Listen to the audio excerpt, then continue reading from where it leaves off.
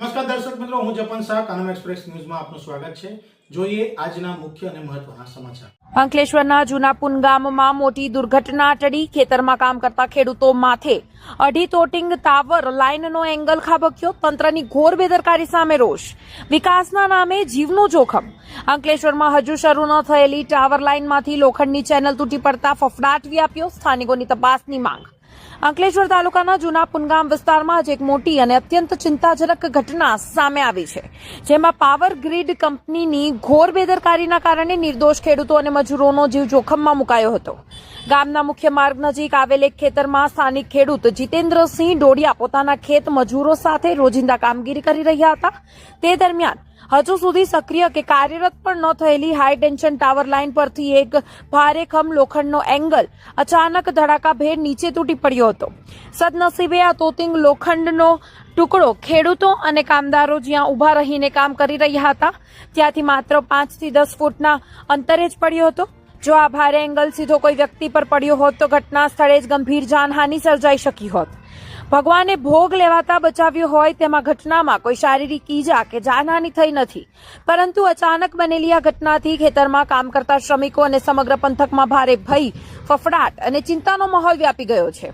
આ ઘટના બાદ સ્થાનિક ગ્રામજનો અને ખેડૂતોમાં પાવર ગ્રીડ કંપનીની નબળી કામગીરીને લઈને ઉગ્ર રોષ જોવા મળી રહ્યો છે।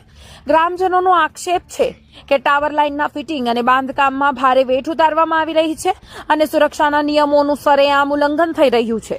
આસપાસના અનેક સ્થળોએ હજુ પણ લોખંડના એંગલ અને ક્રેન જેવા અન્ય ભારે હિસ્સાઓ હવામાં જોખમી રીતે લટકતી હાલતમાં જોવા મળી રહ્યા છે, જે ચોમાસા કે પવનના દિવસોમાં ગમે ત્યારે નીચે ખરી પડે તેમ છે।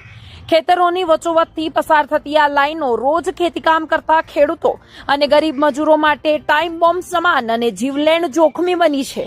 આ ગંભીર બેદરકારી સામે હવે સ્થાનિકો અને કિસાન સંગઠનો દ્વારા પાવર ગ્રીડ કંપની તેમજ સંબંધિત સરકારી તંત્ર સામે તાત્કાલિક અને કડક પગલાં લેવાની ઉગ્ર માંગ ઉઠાવવામાં આવી રહી છે। લોકોની માંગ છે કે ઉચ્ચ સ્તરીય અધિકારીઓ દ્વારા આ સમગ્ર ટાવર લાઇનના કામકાજની તટસ્થ અને નિષ્પક્ષ તપાસ કરવામાં આવે।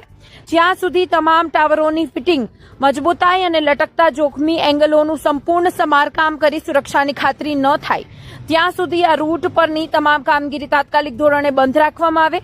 આ સાથે જ અસરગ્રસ્ત ખેડૂતોને વર્ષોથી બાકી રહેલું તેમનું યોગ્ય વળતર ત્વરિત ચૂકવવામાં આવે અને લોકોના જીવ સાથે રમત રમતા જવાબદાર સરકારી અધિકારીઓ તથા ખાનગી કોન્ટ્રાક્ટરો સામે ગુનાહિત બેદરકારીનો ગુનો નોંધી કડક કાનૂની કાર્યવાહી કરવામાં આવે।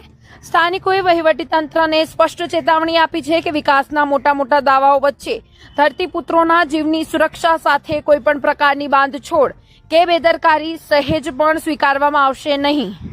હવે જોવાનું રહ્યું તંત્ર આના પર કયા પગલાં લેશે। રિપોર્ટર રવિ સૈયદ, અંકલેશ્વર। નીતિન વસાવા, જય જવાન જય કિસાન। આજરોજ અમે પુનગામ ખાતે એક ખેડૂતને મુલાકાત લીધી છે, ત્યારે એમના ખેતરમાં જે ટાવર લાઇન જબરજસ્તી તરીકે જે સમય નાખવામાં આવી છે, પૂરતું વળતર પણ આપવામાં નથી આવ્યું। આજે જ્યારે એ ખેડૂત ગઈકાલે કામ કરતા હતા અને તેની 5-10 ફૂટ જ આગળ એક ચેનલ ઉપરથી પડી છે, તો શું કેટલી ગંભીર બાબત આ સરકારી તંત્ર અને જે કામ કરતી કંપનીઓની છે।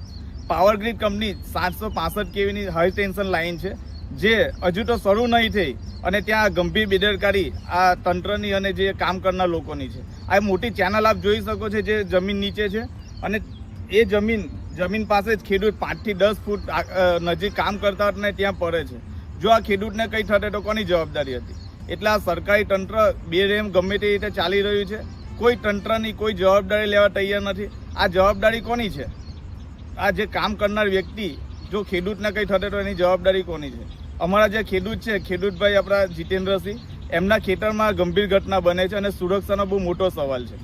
તો તંત્ર અને જે કામ કરતા વ્યક્તિને દરેક ટાવર લાઇન જે કામ થયું છે એને પાછી ચેક કરવામાં આવે અને કંઈ પણ ખેડૂતને કાંઈ પણ થશે તો પાવર ગ્રીડ કંપની અને સરકારી તંત્રની જવાબદારી રહેશે।